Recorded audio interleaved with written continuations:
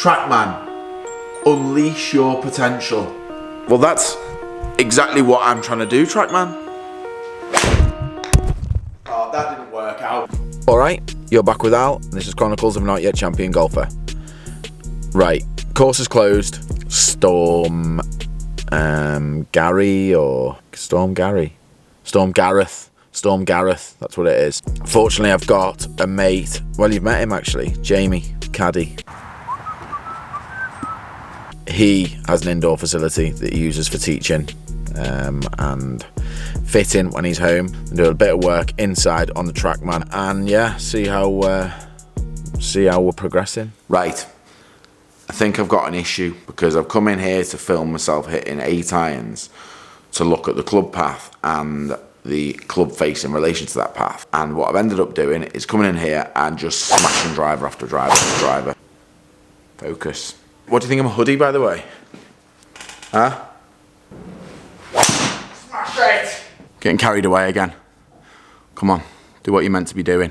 I'm not claiming to be an expert on Trackman at all. I'm nowhere near an expert. Some of the numbers I can kind of interpret what's going on, but I'm looking specifically at 2 numbers today. Club path and face to path, because that's what's going to determine where the ball goes, whether it's going to miss right, miss left, go on line, what shape you're hitting. Right, just talk you through those numbers, that one shot. Wow, that was very starey, wasn't it? Like that. These 2 numbers are the ones that I'm looking at. Those 2. And also, wherever that is.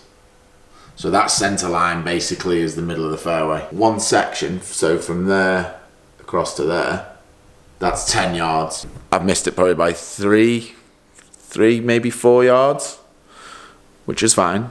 I can take that. What you don't want is that dot being over there. So those numbers are quite good. They're the ones I'm going to be looking at. 6 balls, get an average, and then yeah, we'll see if I've got control of that club face like I want. I'm happy with my club path. Like, my swings felt good for a while.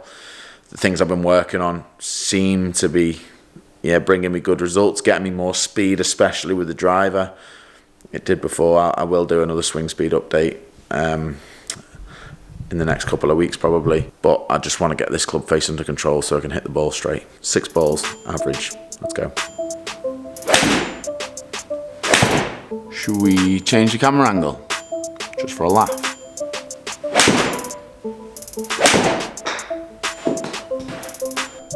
Last 2 shots.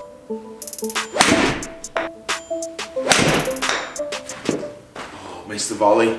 Right, before I go on to talking about the numbers, like club path and face to path numbers, I'm just gonna have an attempt at explaining it.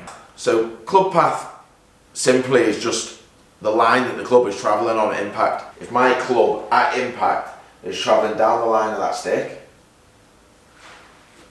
then my club path is going to be 0, completely neutral. If my swing path is 0, club face is 0, the ball's going to fly dead straight. Now for me, that's the hardest shot to achieve. I don't particularly want to hit that shot. I want to know what way it's moving so that I can take on certain flags and stay away from others. If my club path is in to out, say it's that way, say it's 2 degrees in to out, that means my club is travelling 2 degrees to the right of the target. On Trackman, that'll give me a positive number. If my club is travelling out to in, pulling across it that way, club's travelling left, that's going to give me a negative number. Face to path, that just means where the club face is pointing in relation to that club path. If my club path is 2 degrees in to out, if my club face remains neutral to that path, 0, the ball's going to go to the right. It's going to fly dead straight to the right as a push. So anything that's going to be a positive number on club path, I need the club face to be a negative. So that's going to be moving right to left. So the club face is slightly closed to that path.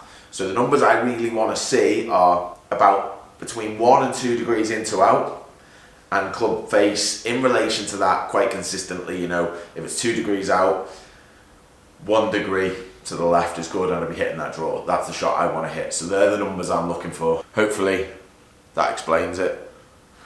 I like this camera angle.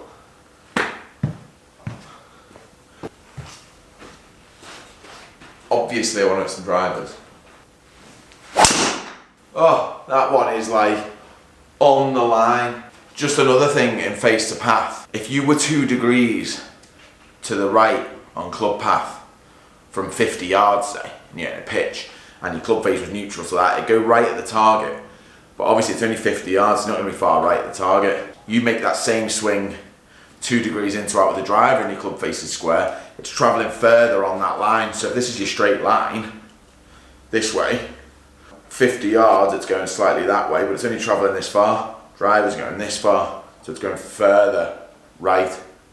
So you're wide with driver, that's why you're not as accurate with driver as you are with wedges. Not always been the case with me, though. Right, looking at these numbers, first thing I'm looking at is dispersion, so where the ball's finishing. Oh, I could have volleyed that. So you can see those 6 balls pretty well grouped. Now I'm hitting 8 iron, so I'm hitting it probably around 170. That's the centre line running down, so that's sort of your target. You want to be hitting greens, obviously, but you want to be giving yourself chances to make birdies. That's sort of the, when you're hitting 8 iron, you want to give yourself chances. You don't want to be hitting out of bounds with an 8 iron, really. Although I have done that. And this, you can see 5 yards, you draw a line across. You know, there's 4 that are pretty much on target, 2 of them are just right, 3 and 4 yards right of target. When I go out on the golf course, I know majority of my shots, if they miss right. A pin that's cut tight left to the left edge of the green, I can go at that pin, because now if I hit it straight, it's going to remain on target. You know, my miss is just to the right. It's going to be middle of the green, so it's not a problem. In the past, my bad one has been over the top, so negative numbers on the club path. I'm going to fat it as well. The average club path there is 1 degree in, 2 out, which I'm happy that, you know, it's pretty neutral on the face path. That's the row that we're looking at, and that consistency figure down the bottom. If you can get that 0, then that is like everyone's pretty much the same. So 0.6, club path there, average of 1 degree in, 2 out, face to path 0.5. If I can produce that, that's going to give me some good results. Average carry 168.5. As I say, I'm not paying attention to those other numbers. There's loads of stuff there. But I don't want to get caught up in that stuff. I'm working on little bits of technique and I know what I'm working on, and these numbers just sort of prove to me that what I'm doing is working. Just whilst I'm talking about technique, by the way, just got something to show you.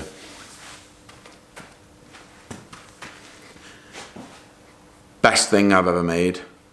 So it's just an X demo, cut it down.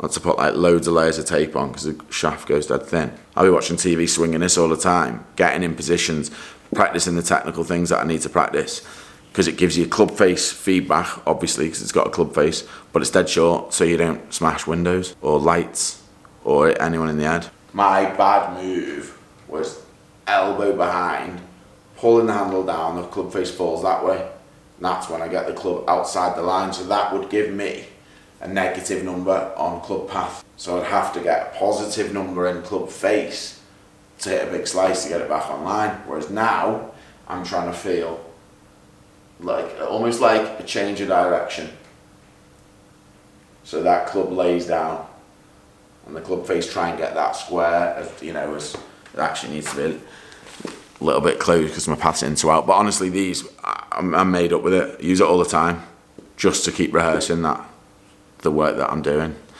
and I think it has made a real difference actually. But I'd recommend anyone to go and get their numbers. Most places, I say most places, a lot of driving ranges now will let you hire I know they said a Bushnell then. You want to hire a Bushnell?